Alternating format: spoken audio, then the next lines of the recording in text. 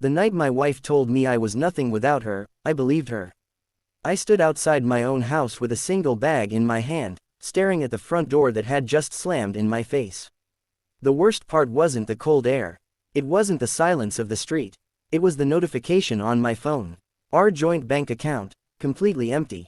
And the last thing she said before locking the door still echoed in my mind. You're nothing without me. But what she didn't know, what she couldn't possibly know, was that in exactly 1 hour, everything was about to change. And the truth about our marriage would finally come to light. But to understand that moment, you have to go back to the beginning, before the slammed door, before the empty bank account, before the quiet cracks in our life started to spread. When I first met Emily, she had this quiet confidence that made people listen whenever she spoke. We met at a small cafe on a rainy Thursday afternoon. I remember because I had spilled coffee on my shirt 5 minutes before she walked in. I was sitting by the window trying to dry it with napkins when she laughed softly from the table next to me. Hot coffee isn't supposed to be worn, she said. I looked up, embarrassed, but her smile made it impossible to feel awkward for long. That was Emily, effortlessly warm, effortlessly calm. The kind of person who made strangers feel like old friends. One conversation turned into 2 hours. 2 hours turned into dinner the following week. And somehow, without either of us really noticing, we became part of each other's lives. Back then, everything felt simple. I worked as a systems analyst for a mid-sized company. Nothing glamorous, but stable. Predictable. I liked knowing how things worked. Emily was the opposite. She thrived on energy, networking, people. She worked in marketing and seemed to know someone everywhere we went. At restaurants, at events, even walking through the grocery store. People remembered her, and I liked standing beside someone who lit up a room. 3 years later, we got married. Nothing extravagant, just a small ceremony with close friends and family. I remember standing across from her during our vows, thinking I had somehow gotten lucky in life. For a long time, it felt like I had. Our first apartment was tiny, barely big enough for the two of us, but Emily decorated it like something out of a magazine. There were plants on every windowsill, soft lights hanging along the wall, a small kitchen table where we ate dinner almost every night. We talked about everything back then. Our future, where we might travel, whether we'd eventually buy a house. Those conversations were my favorite part of the day. And when we finally did buy a house 5 years later, it felt like we had built something real together. The place wasn't huge, but it had character. A wide front porch, a quiet street, and a small office room where I set up my desk once remote work became possible. Emily was excited about the house in a different way. She talked about hosting parties, inviting coworkers, building connections. At first, I didn't think much about it. Emily had always been social. But slowly, over time, little things started to change. Nothing dramatic, just small details that were easy to ignore. She began coming home later from work. At first it was once a week. Then 2 or 3 times. Networking dinner, she'd say, dropping her bag on the counter. Or, client event, I told you about it. And maybe she had, maybe I just forgot. But the strange part wasn't the late nights. It was the way she started treating our home like a hotel. She'd walk in, kick off her shoes, check her phone constantly, and disappear into the bedroom with her laptop. Sometimes hours would pass before we spoke more than a few sentences. Still, I told myself this was normal. Careers get demanding, life gets busy, marriage changes, you adjust. At least, that's what I believed. Then there was Daniel. Daniel had been my best friend since college. The kind of friend who helped you move apartments at midnight without complaining. The kind who showed up when life got complicated. He was one of the few people who could make Emily laugh the same way she used to when we first met. He visited often, sometimes for dinner, sometimes just to sit on the porch with a couple of beers while we talked about work, life, and everything in between. Daniel noticed things I didn't. Or maybe, things I chose not to see. One night after Emily went upstairs early, he leaned back in his chair and looked at me carefully. "You ever feel like something's off lately?" he asked. I frowned. "What do you mean?" He shrugged slightly. "Just feels like she's somewhere else even when she's here." I laughed it off. "Work stress," I said. "Marketing is brutal right now." Daniel didn't argue, but he didn't look convinced either. And over the next few months, little moments started adding up.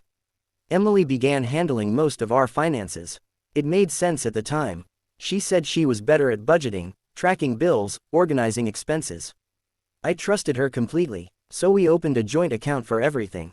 Mortgage, utilities, savings. Every paycheck went there. Every financial decision ran through that account. Our life, our stability, our future. All in one place. Looking back now, I remember the first moment something felt truly strange.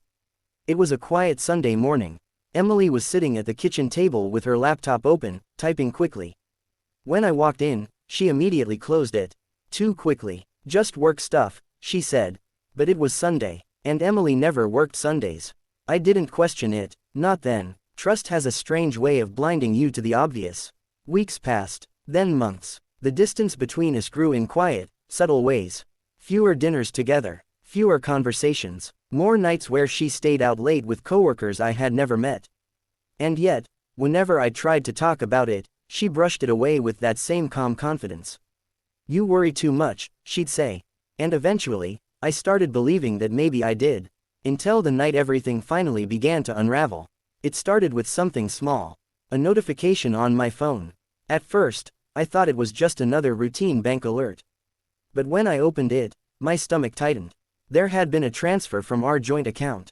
A large one, much larger than anything we'd ever moved before.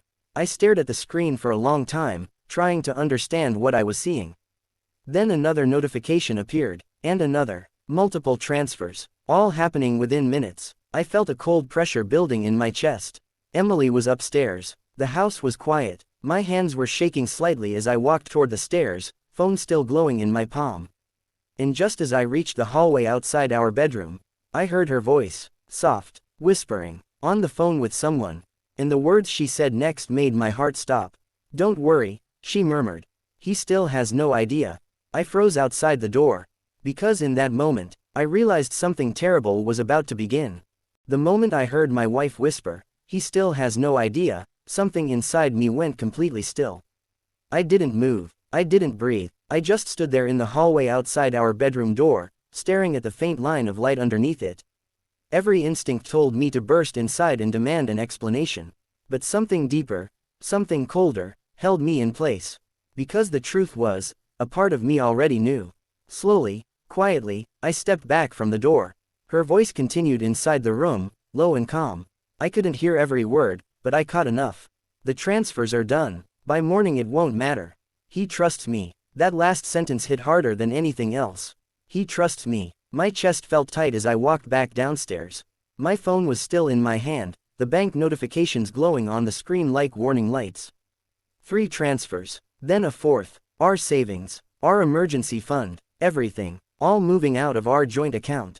For a few seconds I simply sat on the couch staring at the numbers, trying to convince myself there had to be a logical explanation. Maybe she was moving the money to a different account for a financial plan. Maybe it was an investment. Maybe. My thoughts stopped when another notification appeared. Balance. $0. The room felt suddenly smaller. Quieter. Like the air had been pulled out of it.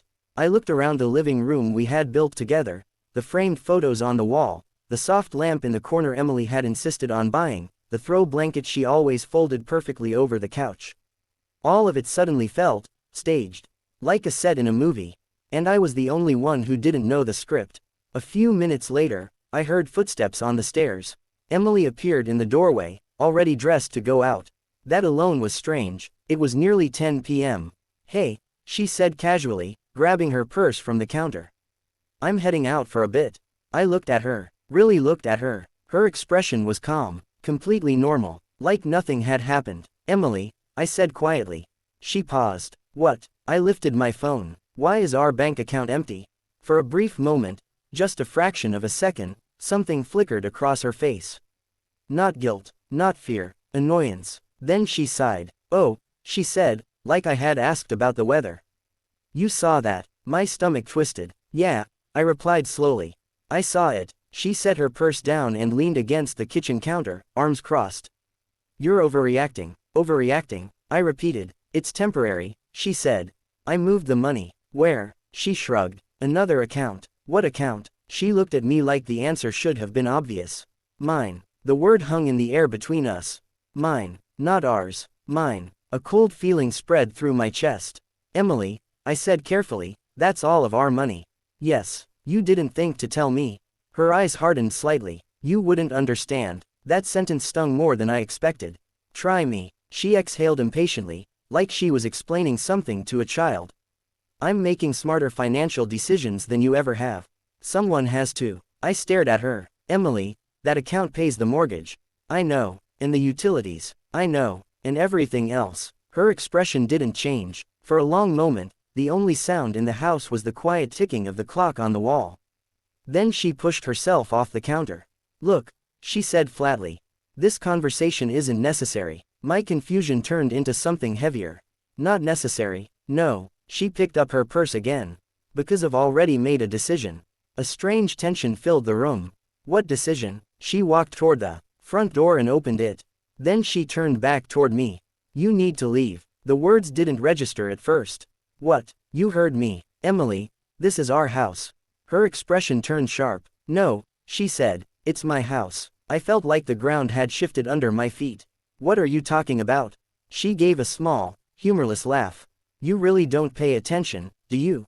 My chest tightened. Emily, the house paperwork, she continued. Refinancing last year, I remembered it vaguely. She had handled the documents. Said it would lower our interest rate. You signed everything, she said calmly. A cold realization crept in. And the title, her smile was thin, only in my name now. The silence that followed was unbearable. You're lying, I said quietly. I'm not. My mind raced. The bank account, the late nights, the laptop she closed whenever I walked in. All the small things I had ignored. You planned this, I whispered. She didn't deny it. Instead, she stepped aside from the doorway and pointed outside. You should go. Something inside me broke. Emily, we're married. Her face hardened completely now. That doesn't mean I'm responsible for carrying you forever. Those words hit like a punch. I've built everything we have, she continued. My career, my connections, my opportunities. Her voice turned colder. And you, she looked at me with quiet contempt. You're nothing without me. The sentence echoed through the room. For a moment I couldn't speak. Then she stepped forward and shoved a small duffel bag into my hands. I packed some of your things. My throat tightened. You packed a bag? I'm being generous. Before I could respond, she guided me toward the door. Not violently, not aggressively, just firmly, like she had already rehearsed the moment in her mind. The cool night air hit my face as I stepped onto the porch. Behind me, Emily stood in the doorway. Calm, composed, certain. This is temporary, she said, almost casually. You'll figure something out. And then she added the sentence that would replay in my head over and over. You always do. The door closed. The lock clicked. And just like that, my life disappeared behind a piece of wood and glass. I stood there for a long time staring at the house. Our house. Or what I thought had been ours. My phone buzzed in my hand. Another notification. I looked down slowly. It was the bank again. A final confirmation message. The transfers were complete. Balance. $0. I felt strangely numb. Not angry. Not yet. Just empty. Then my phone buzzed again. But this time, it wasn't the bank. It was a call. From Daniel. I answered without thinking. Hey, he said. His voice sounded tense. Where are you right now? I looked back at the house. Outside, I said quietly. There was a pause. Then Daniel exhaled slowly. I was hoping I'd catch you before this happened. A cold feeling crept into my chest. What do you mean? Another pause. And when he spoke again, his voice was heavy. Because I think your wife has been planning this for months. I gripped the phone tighter. What? You need to come to my place, he said. Why? More silence. Then the words that changed everything. Because what I found today proves you're not the one who's about to lose everything. My heart began to pound. Daniel, I said slowly. What did you find? He took a breath, and then he said something that made the cold night suddenly feel a lot darker. I found out who she's been moving the money to.